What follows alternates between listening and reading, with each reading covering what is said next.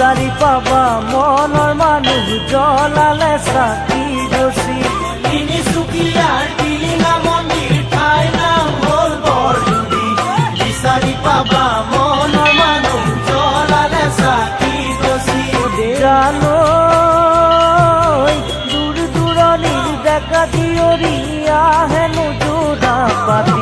পুৱা গধূলি টিলিঙা বান্ধে হ'বলে বিয়াখনি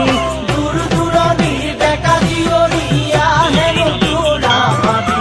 পুৱা গধূলি টিলিঙা বান্ধে হ'বলে বিয়াখনি ঐ জান হ'বলে বিয়াখনি